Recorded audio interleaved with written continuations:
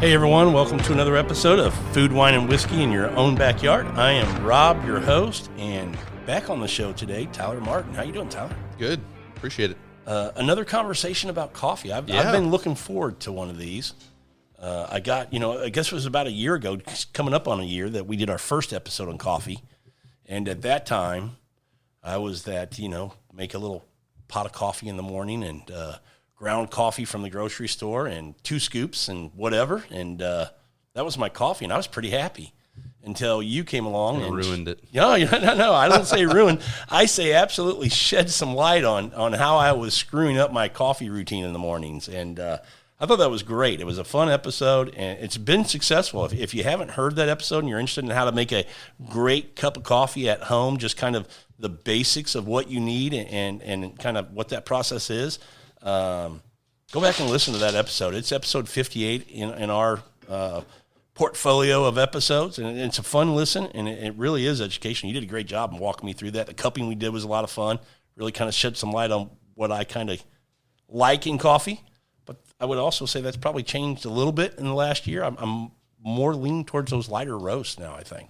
I think that's part of the fun of getting into any hobby is the journey. It's not, I think you're like me. It's no fun to get into a hobby and just immediately go, yep, this is the best part of this hobby. This is, getting into anything and immediately get to the finish line. It's more fun to just kind of live through it. And I mean, in the last year, there's my tastes have changed with things, and I use, different methods and different brewers that I think we're going to talk about. And so, yeah, it's a fluid thing, and that's what's fun.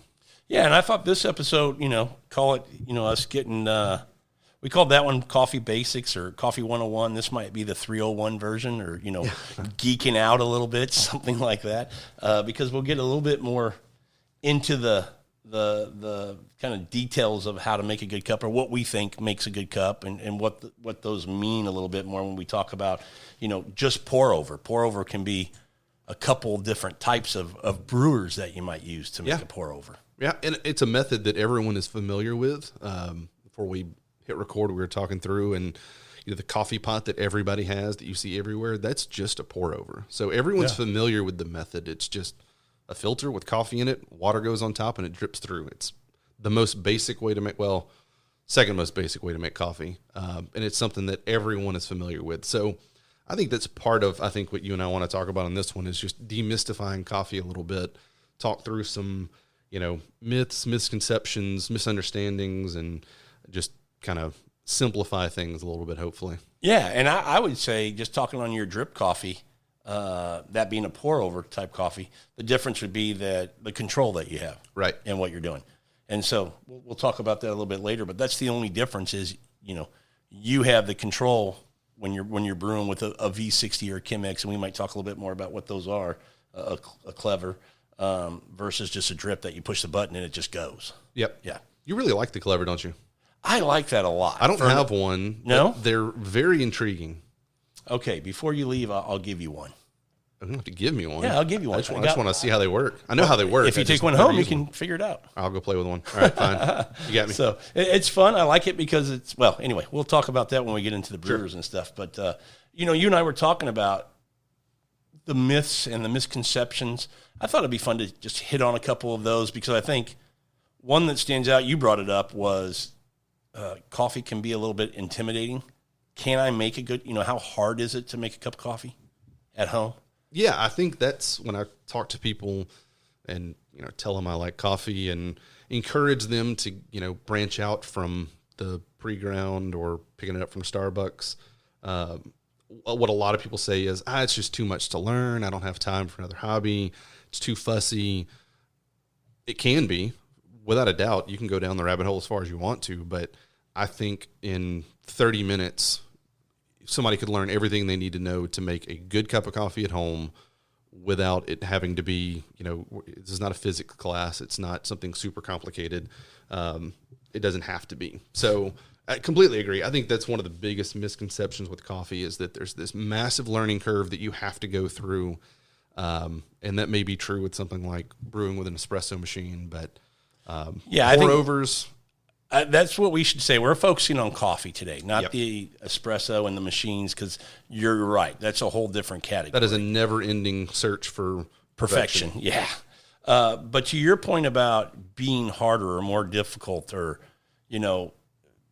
more involved, I disagree. After doing this going on a year now, my coffee routine in the morning, the workflow to make a cup of coffee is way easier with a pour over. And I've become partial to the V60 recently has been my brewing method, but it's a quick brewer on top of the cup I'm going to drink out of, grinding some coffee, doing my pour over, done. The cleanup is taking the filter in the trash, quick rinse, back on the shelf. I am not putting coffee into a coffee pot where I have to wash a coffee and all this stuff. Right. Cup goes in the dishwasher. So the workflow to make it and just enjoying it and the cleanup after, way easier.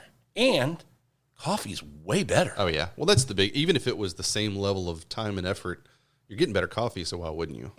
Well, and you made that point about, and I know I'm kind of staying on the drip coffee and that part of it, but I think it's interesting that you even brought up a good point. Just upgrading your coffee and going from pre-ground in a grocery store to a local roaster and getting beans and grinding it and still putting it in that drip coffee maker is going to up your coffee game big time. I think that's the minimum thing that you have to do if you want to enjoy good coffee is you have to buy good coffee. And I think that it seems kind of basic and simple, but it's true. If you're still buying pre-ground, one of the major national brands, it doesn't really matter what implement you use or how good your technique is. You're just not starting with the best product. Meanwhile, you can take, beans roasted by one of the good local roasters, grind it fresh, throw it in your Mr. Coffee, and immediately significantly better coffee than what you're used to. So even starting there, you don't have to buy a bunch of new equipment and learn a bunch of new techniques. I think the point being just upgrading the actual coffee that you're using is a pretty easy first step. It's a little more expensive, but it's still cheaper than going to a coffee shop every morning and still getting the same kind of quality coffee. Yeah. The only thing I would say in that process that maybe we're not touching on, we probably should again, and you mentioned it in the first episode, how important this is that grinder. Because and grinding fresh. Grinding fresh. So if you're going to go to from that scoop, and I know you hate that measurement, the scoop to actually, grinding your coffee and measuring your coffee to that, that nice ratio, it's going to be, the grinder is going to be very, very important. Yeah. And we were talking before we started about some different grinders that we're using. And one of the misconceptions is that coffee is just expensive. It's expensive to get into. But the one that we were using before, we made coffee a minute ago, you told me was what, $50, $60, I think? That smaller hand grinder? $80. $80. Yep. And then the larger one I paid $130. And my favorite brewer is the AeroPress. I think they're $20, $25. So $100 you could have a really, really good setup that makes significantly better coffee than using national brand in your Mr. Coffee. So it doesn't have to be expensive. You don't have to go out and buy a $500 grinder. No. You can get ones that it's manual, which, some people may not want to do it manually, but not buying the motor means you're getting a lot better. All the other components are a lot better. Well, you're the motor. I mentioned it to you before we started recording that I've actually, I've got a few grinders now that it's overkill. I don't need all these now. But I've come to realize that I mentioned it to you, I actually enjoy the hand grinder, the manual grinding now. And for a couple of reasons. One, it's part of the morning process of just kind of waking you up. Yeah, therapeutic. I'm just enjoying myself, the fresh coffee. But also, I'm able, believe it or not, I get a better grind where I want my grind for pour over coffee. And I get zero retention. I mean, I get a no coffee left behind. When I put in 20 grams, I get out 20 grams, which I think is great. So I've just become a huge fan of the manual, and that would be my recommendation. If you're just a coffee drinker, you're not getting into espresso, you just want to drink good coffee, that's, to your point, it's a great way to start, man. Just buy a good manual grinder. So maybe mention the one that you've got, the two hand grinders that you've got in case somebody's interested in picking one up. Yeah, so I have both of them are the 1Z Pressos. One is the Q2, which a maximum capacity of 20 grams of coffee. It's got 38 millimeter conical burrs in there. and then I have the JX, which is not the Pro. It's just the JX. It's about $130 on Amazon, but its capacity is 35. And I didn't get the Pro because that one was more if you wanted to do espresso. And if I'm not going to do espresso with a manual grinder. Right. So those two for just pour over, I think are fantastic. Yep. Really quality. And the JX has 48 millimeter conical burrs in it, which are good sized burrs in a manual grinder. And it's really, I used that one a minute ago. It's really fast, really smooth. It's definitely faster than the one that I use, which is the Timamore C2, which is great for the money. I think we looked, it's about $60 right now on Amazon. $54. Like that. Great grinder for the money. It's definitely slower though. I can tell that one's probably close to twice as fast as mine. Is it really? Depending on, the Coffee bean and and how fine the coffee is. Yeah. But yeah, I really like that one. It's got the nice kind of rubber grip on it that makes it easier to hold, a little bit longer handle, more leverage. I would definitely say that's a great one. But if you want to save some money, the one that I've got, that Timamore C2 is a great grinder for $55. Yeah, whatever it is. That and you mentioned, and I think the AeroPress, we'll get into that. I think it's a great brewer for a couple of different reasons, but $30, $35, but even the V60, the plastic one, which I actually like, $10. Yeah. It's a $10 brewer. Yeah. I think I guess we can get into brewers a little bit. The only thing I'll say about a V60, I think there is a little bit more of a learning curve than with an AeroPress. I think AeroPress is a little more forgiving. But that being said, the V60 is not hard to learn to use. There's tons of YouTube videos. It's not a complicated, and there's a lot of different methods too. There's not one right way to do it. And that's one of the things I jotted down, kind of a misconception, is that there's always a right way or a best way to make coffee. There's tons of different methods. You even mentioned before we started, even with the V60, you've experimented with 2-3 different methods, and for different coffees, sometimes one's better than the other. Yep. So same grind, but different. And when you say method, it's the pouring method. Right. How long you're letting that bloom go, when you're doing the next pour, volume, all that kind of stuff. And for people, I would say like us, who really, kind of like to get into it, that's part of the fun. If you're into coffee, that's part of the enjoyment. Yep, for sure. That being said, the AeroPress is still what I use the most. It's extremely consistent. It's very easy. And I just like the coffee that it makes. Zero bypass. Bypass meaning when you think about a paper filter going into a brewer, water will go on the outside of that, not through the coffee. So you lose some extraction there. But with an immersion brewer or like an AeroPress, there is no paper filter where it's brewing. It's only when you press through. So, there is no not going through the coffee. It's going through the coffee. Yeah, and maybe just to draw a mental picture for anyone who's not familiar with the different brewers we're talking about, a V60 is essentially like your coffee pot that you grew up with. Cone-shaped. It's a cone-shaped filter. You put coffee in it, you pour water over it, it drips through the bottom. So that's percolation. The AeroPress, as you mentioned, is an immersion method. So there's a chamber that has a little plunger. You put coffee and water in there, you steep it like you would tea, and then you push the plunger down and it forces it through fine paper filter so there's no grit. The one that I brewed with an AeroPress earlier, there's zero grit in the bottom of this cup. Yep. So 2 different methods. One's immersion, one's percolation. So just, anybody that's kind of trying to figure out what we're talking about here. And the Clever is kind of a hybrid of both those. It's also both, yeah. It's immersion, and then when you put it down on there, it percolates through. So that's why that's one of the reasons I like the AeroPress, is it's both immersion and percolation, and so is the Clever. Yeah. So I'm very curious about that. Yeah, pretty fun. What else do you have for a misconception that you thought was interesting? I think I've hit a lot of them so far, and I talked about there being a right way to drink coffee. I think or to make coffee. I think it's also true about the right way to drink coffee. There's certainly ways that more seasoned coffee drinkers may look down on, throw some shade. If you've got 3 parts milk to 1 part coffee, and then a bunch of sugar in it, at that point it's like making sangria with a fine Napa Cab. That being said, if you like it and you enjoy it, that's really all that matters. So I think people get intimidated that coffee drinkers are a little bit uppity and judgy about the way you drink coffee.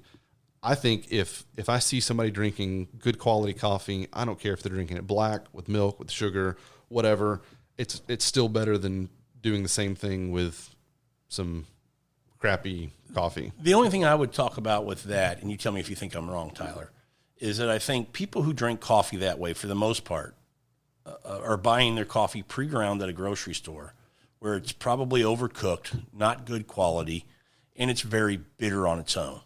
So the milk and everything is just, maybe not the sugar, but the milk is balancing out all that bitterness in there, and that's why they drink it that way. I think people, if they would give it a shot, because I've done it with, I think you know who Dave Scott is. You probably, him and his wife came over. He's not a coffee drinker. She is. She just says, I can't drink it without milk.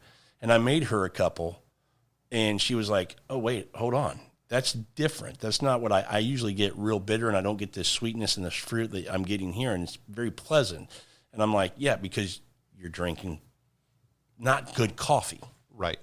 So I think understanding that how important coffee is, the beans, I think it kind of weans those people when they learn to do that. And they figure out that coffee's not all bitter. Because I think that's a misconception, that people think coffee's just naturally bitter, so you have to offset that with something. No, that's completely right. And I think the bitterness that most people are used to is in that, pre-ground national brand. I'm not going to mention them, but kind of the big national brands that everybody grew up on.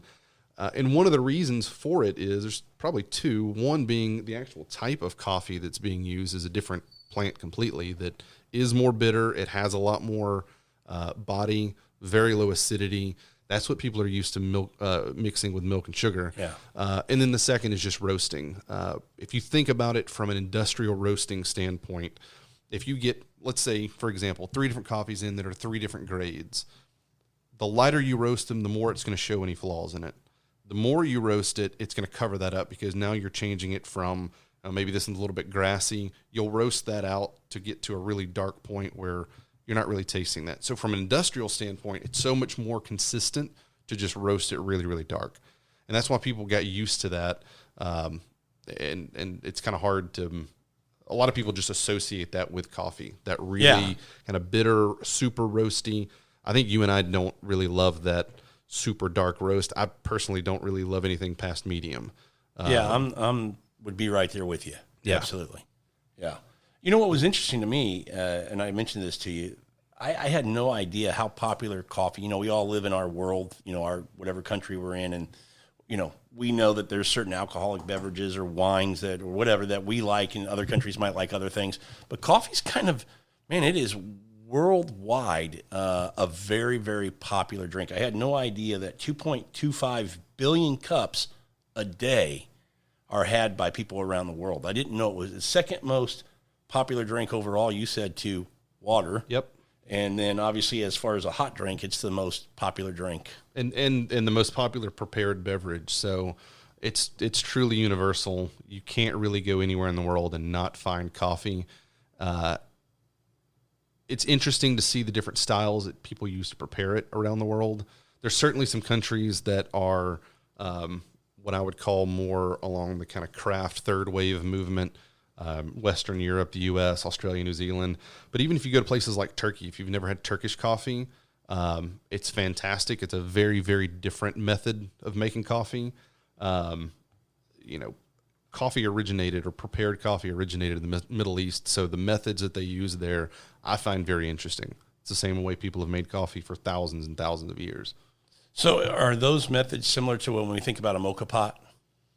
How different are they? Or can be vastly different. So are you familiar with Turkish coffee? I've seen Turkish coffee, but I've not really seen the method in which they make it. So when I mentioned that this, something like a coffee pot is the second most basic way to make coffee. Yeah. The most basic would be Turkish style. Some people call it cowboy coffee. You'll see people make it that way. It's basically just a really small pot that goes on the stove. The coffee that you add is basically powdered. Okay. Very, very fine. You boil water. You mix it in and you start to boil it. Right when it starts boiling, you pull it off. And there's different techniques for it. I'm by no means an expert. But you're essentially boiling the coffee in the water. And then you add just a little bit of cold water and it will settle all the grounds to the bottom. And you drink it just like that. It's not filtered or anything. Oh. It's extremely strong and it is really, really good. And you can take it different ways. Some people with sugar, some people without, never with milk. and it is a completely different experience. And I really enjoy it, but it's not one that I do very often. But that's the most basic way. And then some people will make cowboy coffee, which is literally just a pot on top of a fire with coffee and water in it, and you just pour it right off. You just let it boil and then pour it off. Yep. Give it a stir, maybe let it settle, and That's then you it. drink. I've seen that done, maybe in a show or a movie or something, and never thought much about it. But now that you're well, if you think about it, the method that we used on the first episode to do a cupping, that's what that is. Yeah. You're just pouring hot water onto coffee, letting it settle to the bottom, and then drinking the coffee off the top. Makes perfect sense.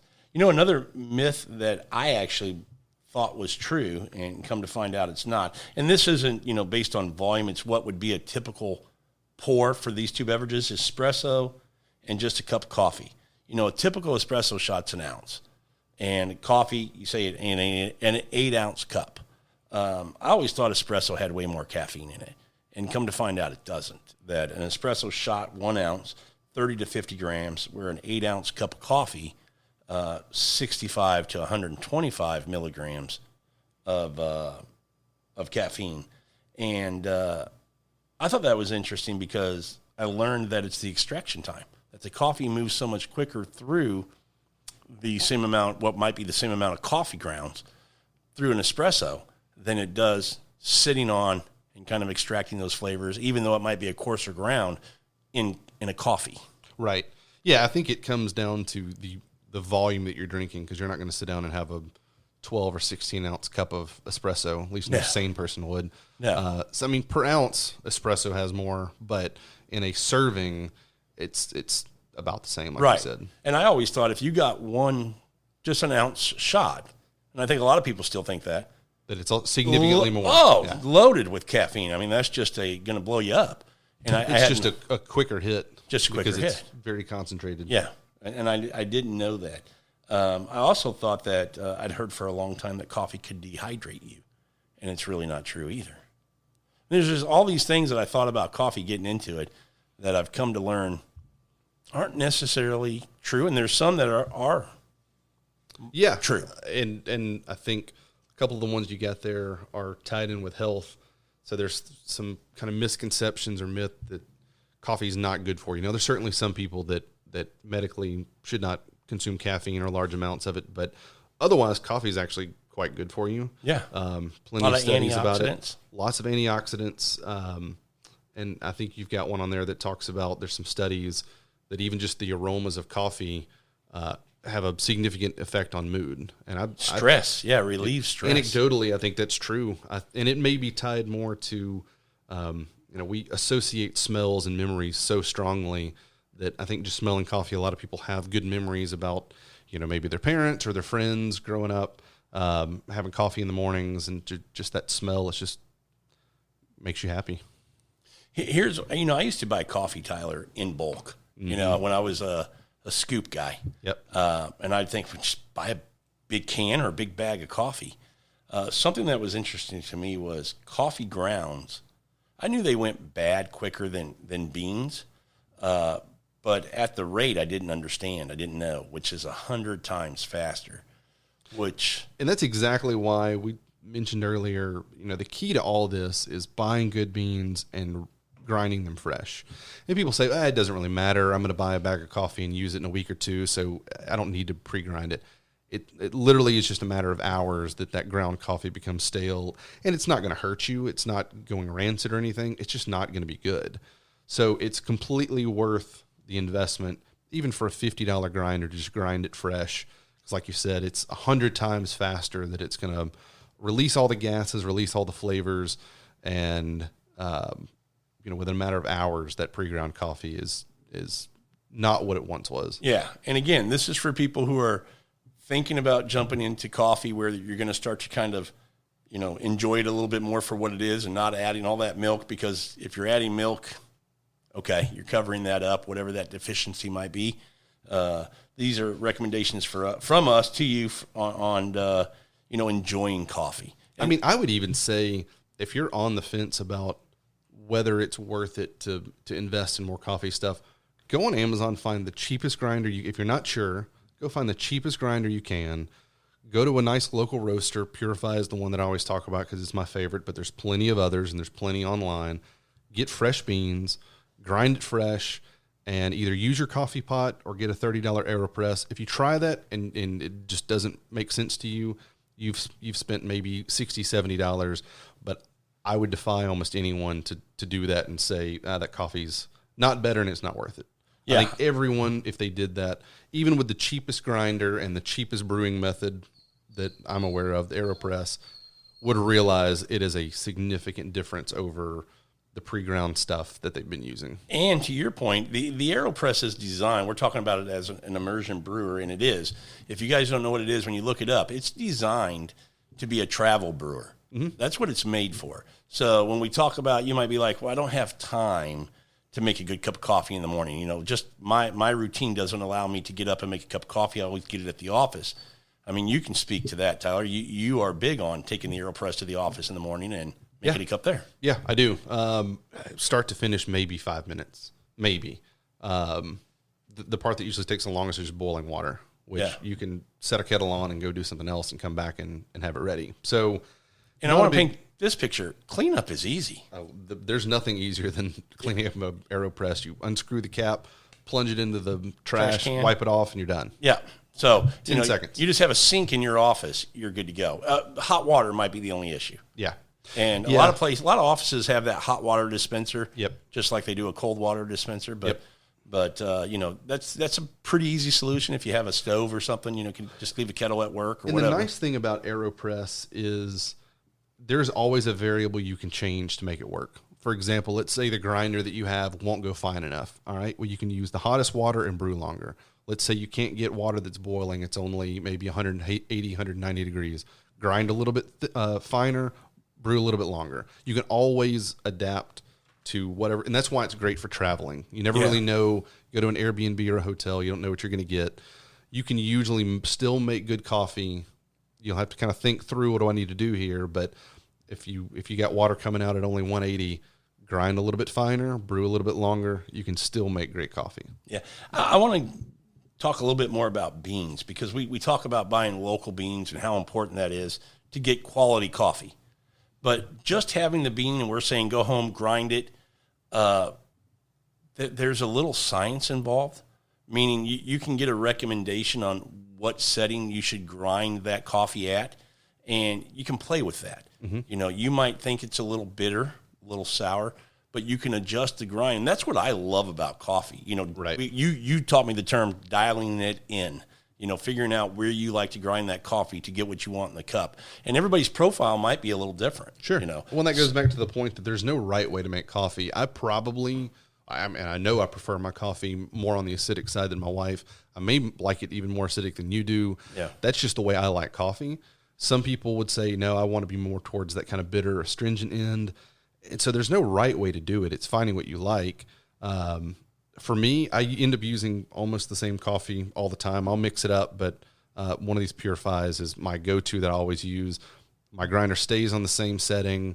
If I need to tweak it for whatever reason, I can, but usually I've got it dialed in where I like it. That being said, if I'm making coffee for other people, I'll change it because they may like it a different way. So there's no absolute right way to do any of these methods that we're talking about. One of the other kind of misconceptions, or call it a myth, or however you want to describe it, what the darker roast does to flavor, and also does darker roast have less or more caffeine? There's some questions on this. Yeah, it's funny when you hear people take a sip of coffee that's really dark and they go, "Ooh, that'll wake you up." Yeah. Well, it's not any stronger from a caffeine standpoint than any other coffee. It's just that a lot punchier flavor. And it's not one that I necessarily enjoy. Kind of like I mentioned with industrial roasters, it's just an easy way to be consistent because you're essentially cooking it past the point of recognition. And if that's what you like, if you like that really roasty, dark coffee, that's fine. I think my wife sums it up the best. She says dark roast coffee tastes like somebody put a cigarette out in it. I don't care for that. But some people, that's just what they grew up with, and that's what they like. Well, and I think... But to your point, there's not more caffeine. Yep. It's not the flavor that you're getting is not because this came from one country or another. It's really the roasting method. Because I think people think there's more flavor in a darker roast, and there's not. I think to be accurate, there's probably less of the coffee seed flavor being shown, and now you're drinking more of the roasted flavor. If you think about, we talk about wine a lot and the impact, or whiskey, the impact of the barrel on that liquid, and that's what you're getting the flavor from. It's kind of, if you think about that with coffee, the roast is kind of what you're getting now versus what's actually in that coffee bean. That's right. Yeah. I think that's right. So let me ask you this. I think beans are important. We didn't really, last episode we did on coffee, we didn't dive into beans a whole lot. But I've done this for a year, man. I have absolutely went down the rabbit hole, and I love coffee now and playing with it and doing all this different stuff. Beans are very, very important. And understanding... They're the most important. Yeah. And I know people might go back or had heard that previous episode, and we said the grinder is the most important. It is. Well, it's because we don't really mention how important quality coffee is, because it's a given to me. Okay. For example, we can sit here and talk for an hour about the best ways to make steak. If you go get a $2 piece of steak from the supermarket, it doesn't matter what technique you're using at that point. Yeah. You're very limited by the product. So it all starts with, you have to have good quality coffee. Absolutely. So it's why we didn't mention it, because it almost goes without saying, but we should say it. Yeah. That you've got to, if you want to be happy and successful in craft coffee, you have to have good craft coffee. And you're going to find, we talked about Arabica and Robusta, and typically you agree with, I think you explained to me that I mentioned to you, I don't see on the bag what kind of bean I'm getting. And you said if it's a good roaster that you're getting locally, it's 99.9% of the time Arabica beans. Yeah, I think that's true. Similar to... you grab any bottle of wine that you have here, it's not going to tell you what it's not going to tell you what genus and species of grape. It's all Vinus vinifera. Yeah. Although there's other grapes that are used to make wine. It's just kind of understood using the best quality. And then it's the variety of that species that you're using that kind of makes it different. But the Robusta, it has its place. And that, for anybody that has had very full-bodied coffee, usually a little bit more bitter, very low acid. We tasted through it in that first episode, so if you go back and listen to the first episode that we did, you kind of realize that was the last one that we did, and you immediately said, oh, that's different. And you can immediately recognize it. To me, it almost has like a burning rubber smell and taste to it. Some people really like that. It takes milk and sugar really well. And it does have a lot more it has upwards of 2 times more caffeine than Arabica coffee. So some people like that too, because it's just a more efficient caffeine delivery device. Okay. It's not what I enjoy yes, I drink coffee in the morning to kind of get my day going. That's not the reason that I drink. I drink it because I enjoy it. We're sitting here this afternoon drinking coffee because I just enjoy coffee. So if I'm going to drink it, I'll drink 2 cups instead of 1 to get a good tasting coffee instead of one that has twice the caffeine. Sure, I'm with you there. What's the point? And I like, getting down the rabbit hole coffee. It's fun for me to drink a smaller cup of 2 or 3 different coffees in the morning than one big cup of the same thing. Right. Just kind of fun to play with it. But about beans, we're telling people go to a local roaster, buy quality coffee beans. When they go in, typically you'll look at a shelf at a roaster, and or a just a craft coffee house somewhere. A local coffee house usually sells some beans. Maybe they're working with a roaster. But there's a variety of beans you can buy.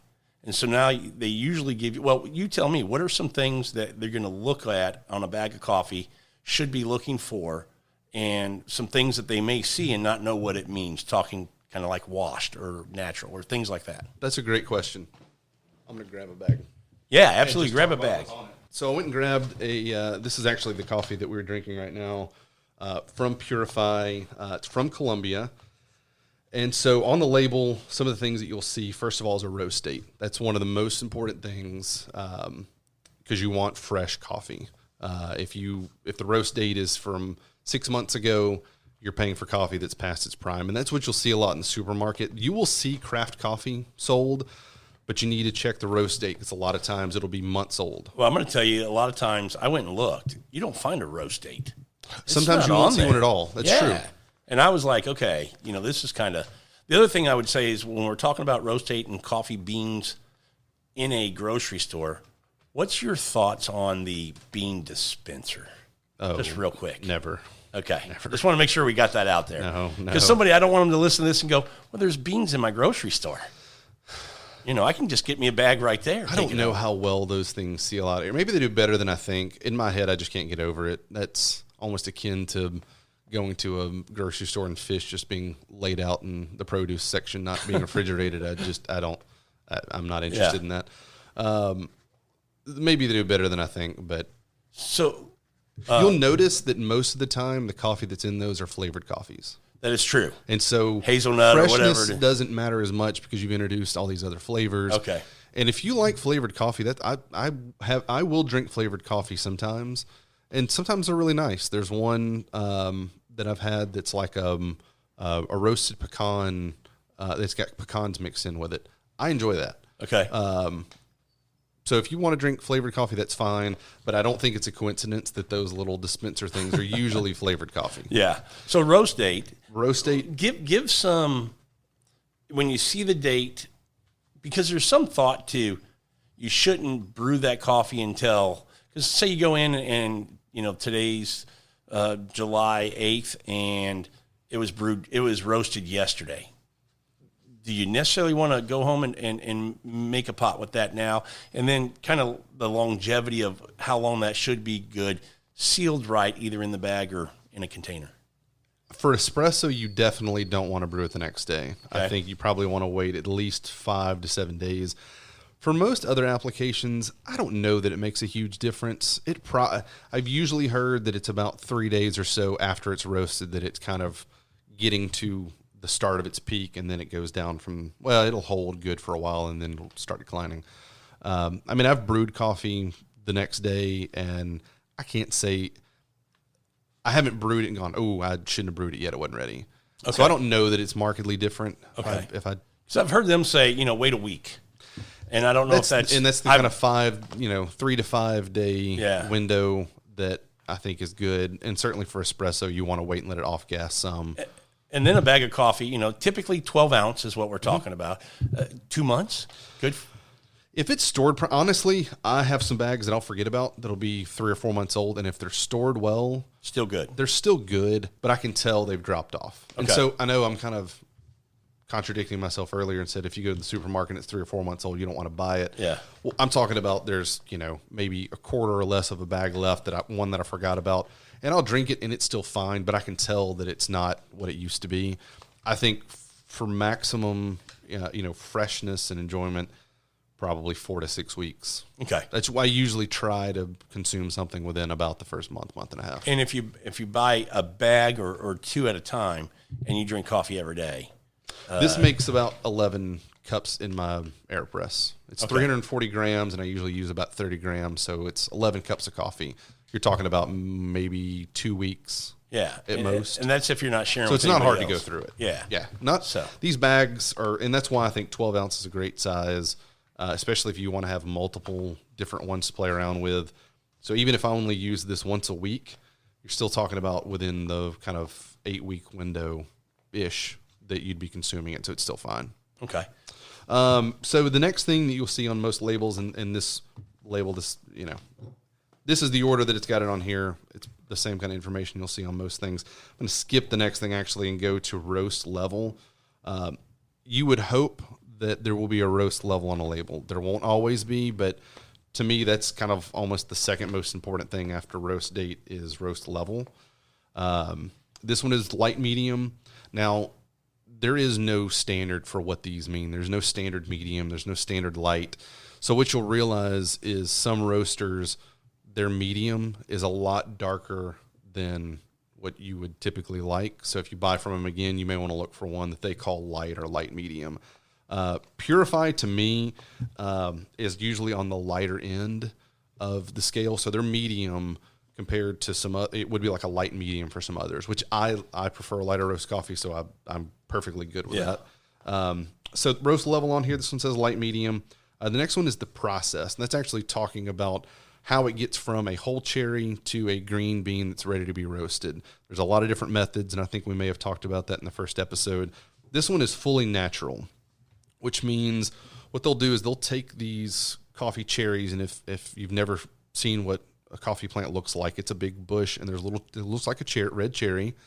They will take those and just spread them out on these big trays, and different countries have different methods, but essentially just these big trays or terraces, and it will just let them naturally start breaking down, drying on their own, and they'll spread them out and rake them every few days to keep them turned over, and essentially they just naturally dry themselves out. Once that's done, they run it through a machine that will depulp it, push the little bean out, and then they can clean it, and that's ready to go. And I just want to be, when you guys hear us say bean, it's just in the industry, it's called the bean because of the shape. Yep. It's a seed. It's a seed. But, and you're right, when you see these, if you've never seen a whole coffee bean, because it looks just like a bean, what you would think a bean looks like. Yep. But it is actually a just seed. a seed of the pit of a cherry. Yeah.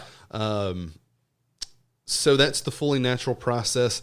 There's a lot of different methods, but essentially you've got natural where you just kind of let it do its own thing. You're going to get more fruit flavors from that, but you also can get some more kind of wild fermenty flavors, which some people like, some people don't. It's sometimes divisive. I love it. Natural coffees are my favorite because they're usually the most fruit forward, most expressive. The other side of that, it would be fully washed, which means they take the cherry, they immediately depulp it, they wash it with water, and then it's just a green bean at that point. So it has not had time to ferment and dry on its own.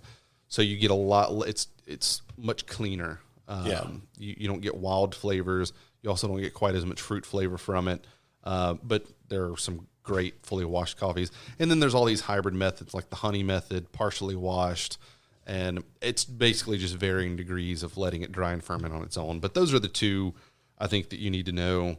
And then this one says grind. They will pre-grind for you. These are obviously whole beans.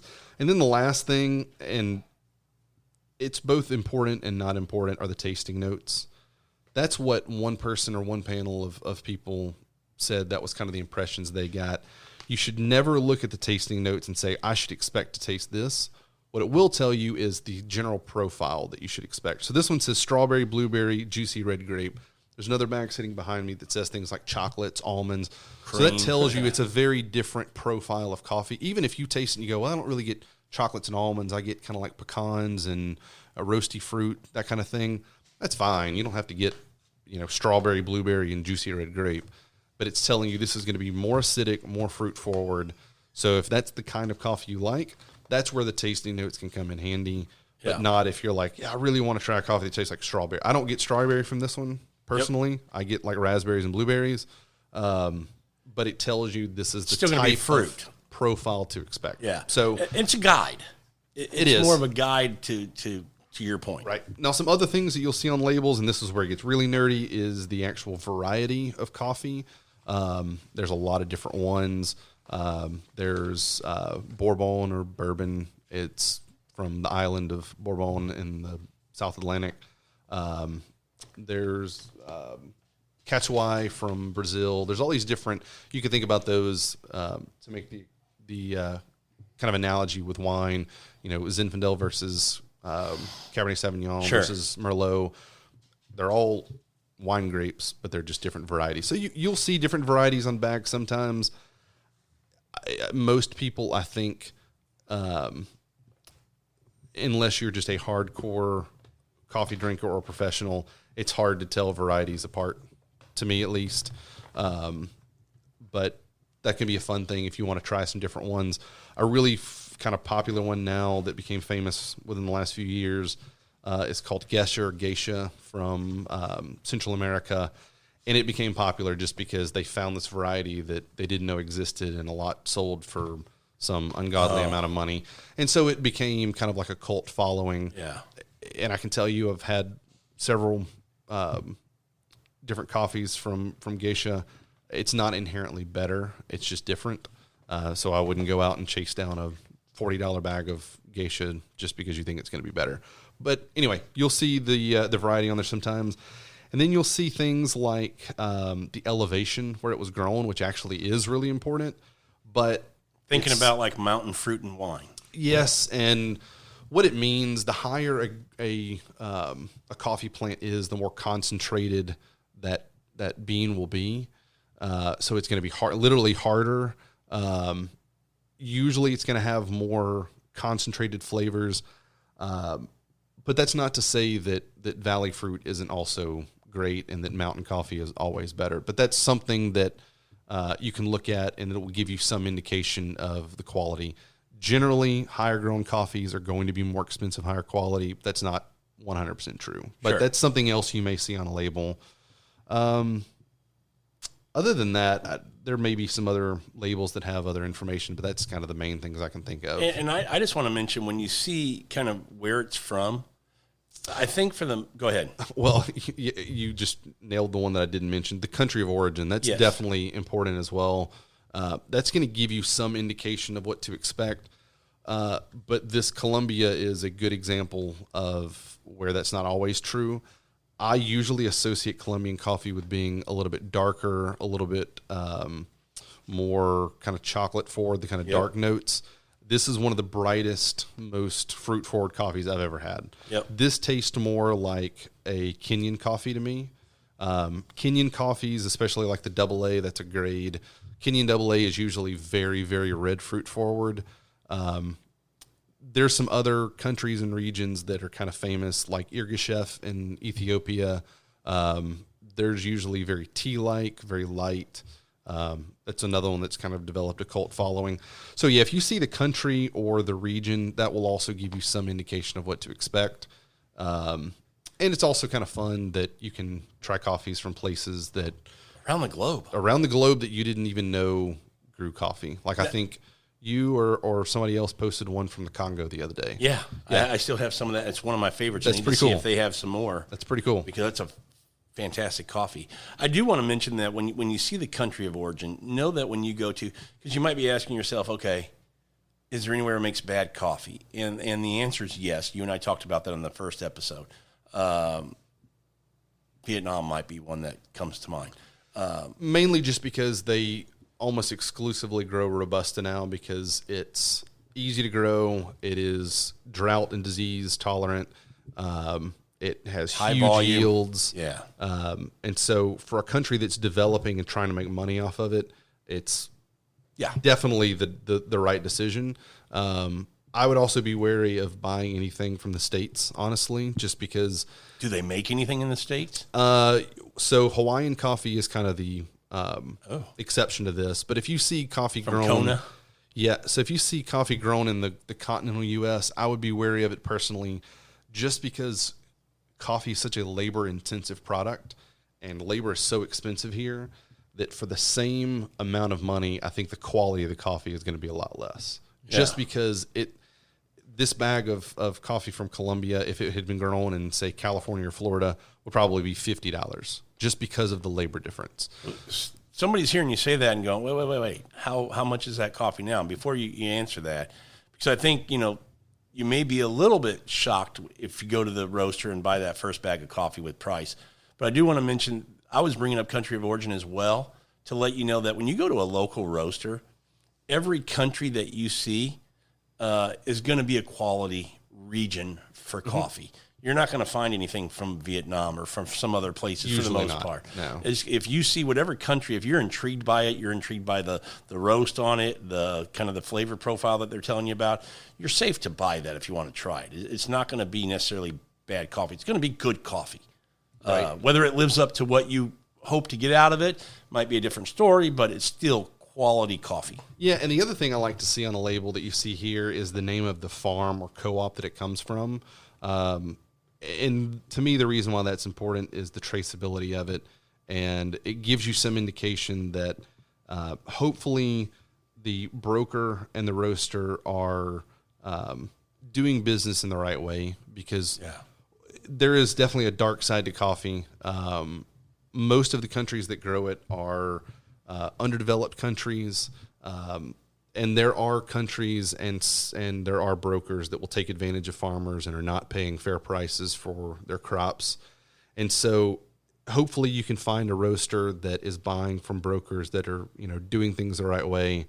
I know Purify is, just from talking to Chris and conversations that he's had with brokers. He makes sure that he's buying from. Well, he travels too. He only buys from places where he travels and goes and makes sure that things are done the right way and those lots are traceable, so you know where it came from. So I would be wary of something that only had the country and didn't have either the name of a farm or a co-op or something like that. To me, that gives some element of transparency and traceability, because it is an unfortunate part of coffee is that there are a lot of people that take advantage of and because we talked about this on the first episode. These aren't like big, industrial farms, conglomerates. Yeah, these for the most part, families. They're families or villages that band together. Especially in Africa, you'll have these villages that everyone there just grows coffee and they do it communally. And that's why a lot of times in Africa, you'll see things coming from a washing station or a co-op, and less likely from an individual farm. You'll see it from individual farms, but you'll see those washing stations and co-ops a lot more commonly, as opposed to this one from Colombia. It comes from one farm and it's got the name of the farm right there. So now let's jump into price, because people, there's no doubt a bag of coffee like this from Purify, I think, you're anywhere from, let's just say, a coffee from a good roaster, you're probably going to be anywhere from $12 to $17, depending on single origin, where it's from. I think this one's 16. Something like that. Something like that. Which seems expensive, but like I mentioned, I can get 11 cups of coffee out of this. So you're talking about less than $1.50 a cup. Yeah. And when you think really quality coffee. For really quality coffee. And when we talk about if your routine right now is to stop at a coffee shop or to get to the office and you work in a building where they have a Starbucks or something, this will absolutely blow that away. But and save money. You're paying. That's what I was going to say. You're paying. I don't know what you get. Coffee shop, $3, $4 for one of those now, probably $3 in a minimum for just a black coffee. There may be some cheaper places, but certainly to get anything quality, it's going to be at least $3 or $4. Yeah. So I think, So yeah, it does seem expensive.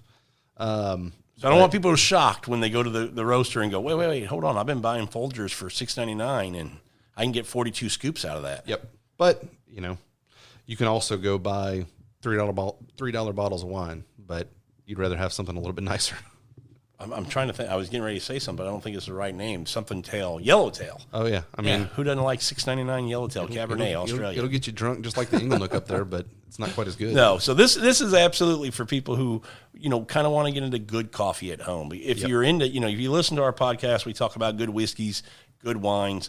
Coffee's kind of in that category. You and I agree that there's a lot of similarities between wine and coffee. So if you're into wine at all and you drink coffee, you might enjoy kind of exploring this a little bit more and seeing what you're missing out on having that really good cup of coffee at home. And I'll tell you what, man, when we have family over or on a weekend when we have guests over, to have a really good cup of coffee and pour something with people who go, I like coffee but haven't had quality coffee, to see them and their expression and their face when they go, holy shit, okay, I didn't know coffee could be that. Completely agree. Yeah. And that to me is and that's why I was so thrilled to do the first episode with you when you told me you were interested in getting into coffee. And at that point, and I still am a novice when it comes to coffee. People are listening going, yeah, right. But somebody that wants to make the transition from the, Maxwell House every morning and the coffee maker to something good and craft and we talked about third wave on the first episode. So some third wave coffee. It's exciting to me because the same thing happened when I kind of got into coffee. It's like the veil is lifted and you realize coffee is not this sludgy, bitter mess. Just meant to give you a boost in the morning. It's not just a drug. No, it's absolutely to when we talk about wine and we talk about whiskey, when you dissect what's in your glass and really, kind of enjoying that, coffee's the same way. Absolutely. Yeah, I totally agree with that. I do want to get back to, we talked at the beginning of this episode about drip coffee, and you can do that, make a good cup of coffee with your current drip coffee at home, that machine, whatever it might be. And then we kind of talked into brewing methods that we like, pour over, immersion, all that kind of stuff, the AeroPress. I want to touch back on drip coffee. There are machines out there that have technology and the settings available to be able to control the bloom of a coffee and the flow rate of that coffee to kind of play with that. So if you're not one, you still want a machine, you still have, multiple coffee drinkers in your house and you want to brew a bigger, volume of coffee each morning, there are drip machines. They've come a long way. They have. And, I've said this and I'll say it again. It's still such a huge step up from, if you're still doing the Folgers and the Mr. Coffee, just changing to good quality beans, grinding fresh, and using the correct amount of coffee. That's another thing I think a lot of people do wrong in coffee pots is they just do, I'm doing 3 scoops because that's what I've always done. What's a scoop? Exactly. And that may be way too weak. It may be way too strong.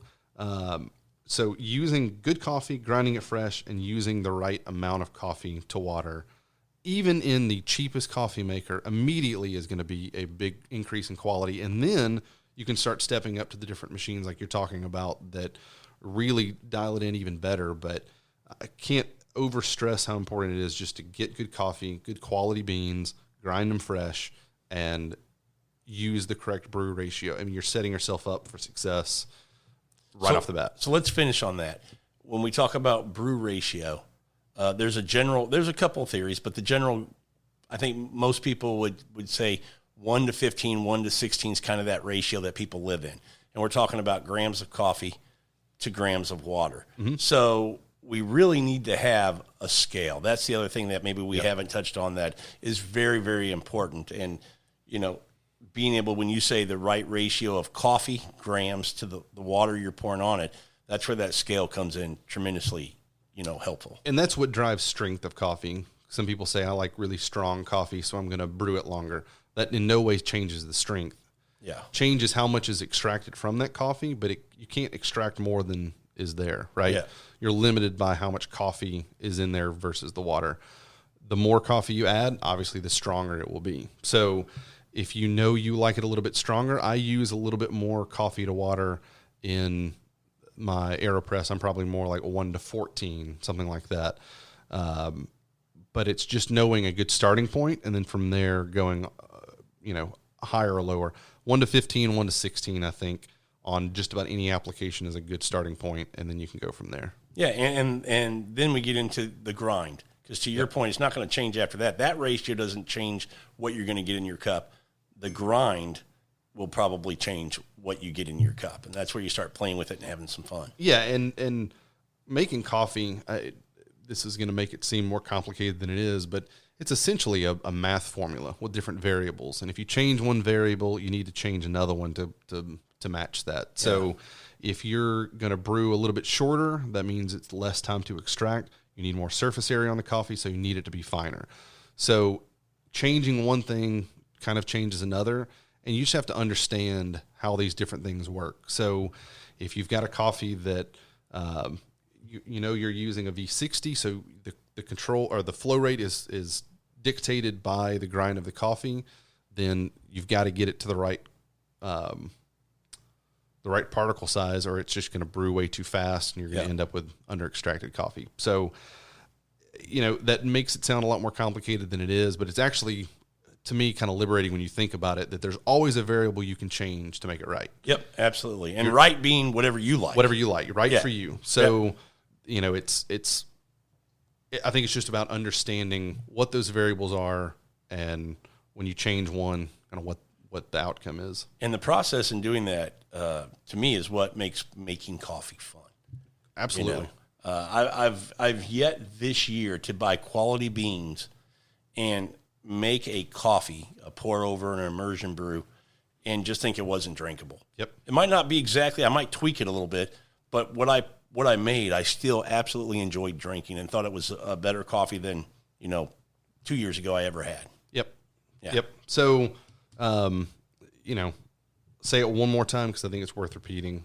If anybody's interested in getting good coffee or making good coffee, you've got to start with good beans. So if you're here in Houston, Purify is one that we both love, but Amaya Roasters is another great one. District Roasters is another good one. Loose Avenue. There's tons more, so don't think that if I haven't named them, they're not a good roaster. Fort Bend Roaster is another good one down in Sugar Land. you know, there's tons of great ones. Anywhere you are around the country, around the world, there again, we mentioned it, coffee's huge. It's everywhere. So it's not like wherever you're at, there's not a roaster. There probably is. And even if there's not a roaster selling directly, he's selling to some coffee shops. So if you just hit up some coffee shops, some local places that are making good coffees, you're going to find some freshly roasted coffee there. And you'd be surprised. I think people would be surprised. My parents brought me back from some coffee from Westcliff, Colorado, a tiny little town of like 1,000 people in central Colorado. You wouldn't think there'd be a coffee roaster there. There's one called Peregrine Roasters that is fantastic. Really? So I'm not going to say every small town's got one, but you'd be surprised. Most towns now have a decent quality roaster. And if they don't, brands like Purify or Bloom out of Denver or Velton's out of Seattle, there's plenty that ship that will have it to you. And, you know, we talked about 5 to 7 days is kind of a good period to wait after you roast it. So if it gets to your house in 3 or 4 days, it's still perfect. Yeah. So if your town doesn't have a good quality roaster, there's a lot of them now that'll ship. And to that matter, there's coffee clubs. There's coffee clubs. You can give a little profile of what you kind of like, and they're going to send you things, and you can tweak it and play with it. So, I mean, there's just, again, big world of coffee out there you can dive into and play around with. But I guess my point would be there's no excuse. If you want a good cup of coffee at home, you can absolutely get a good cup of coffee at home. Completely agree. Yeah, and most of these roasters now, if you buy a minimum amount, they'll ship it for free or discounted shipping, and that can be a great way to get a good price on coffee too, is buy a little bit more. And I think one of the things we talked about that you had jotted down is whether or not to freeze coffee. It's actually something that you can do and should do if you buy a lot of it. And know you're not going to drink it within 3 or 4 months. So you find a great deal on 5 pounds of coffee and you know it's going to take forever to go through it. Section out, maybe 12 ounces a pound or so that you know you're going to use soon. The rest of it, you can either, Ziplocs are fine, but if you've got a vacuum sealer, that's even better. Vacuum seal it, throw it in the freezer. In portions. In portions, that's what 12 to I 16 do. Ounce portions. I measure it out in usually 12 ounce portions and then just lay them flat, put them in the freezer and freeze them that way. So if you find a roaster that you want to order from, but you've got to order 5 bags, that's perfectly fine. Yeah. The biggest thing with storing coffee, and you asked the question earlier, how long can you store coffee if it's stored properly? Maybe we should define what stored properly is. Yeah. You want something that is not going to introduce oxygen. It doesn't have to be vacuum sealed, but something that's not going to let air in and air out. And the biggest thing is it just needs to be a room temperature, dark place. So these bags that it comes in are, light can't get through that. It's perfect just to leave them in that. You don't want to put it in, I see people putting like a mason jar and, putting in their windowsill in the kitchen. You don't want to do that. You don't want it to be in the light. But if you keep it somewhere cool and dark, and sealed properly, then you'll be good. You mentioned the bag that we have here has the valve on it. Yep. I have seen some roasters that don't have the valve. Okay to store them both? Or do you recommend that if it doesn't have the valve, put it in anything else? Or so the valve, all it really does is in the first few days after it roasts, there's a lot of CO2 trapped in the bean, and that's what the bloom is. It's releasing that CO2. Yeah. So the first few days after it's put in the bag, it's releasing CO2, and it's a one-way valve that just lets that pressure out. If it didn't have that, it would puff up a little bit, and all you'd have to do is just crack the bag, let the air escape. So it's fine. Squeeze it back down. It's because you can tell this bag, if I squeeze it, you can see the air comes out of it. Yep. So if it didn't have that valve and you saw it puffing up, you could just release it out. It's not going to hurt it. Okay. Well, man, it's been a lot of fun again. Always fun. Like talking coffee. Always. You've got me down the hole, man. Big time. Thanks, everybody, for listening to this episode of Food, Wine, and Whiskey in Your Own Backyard. And until our next episode, enjoy your next cup of coffee. Tyler, hope to have you back soon, man. Looking forward to it.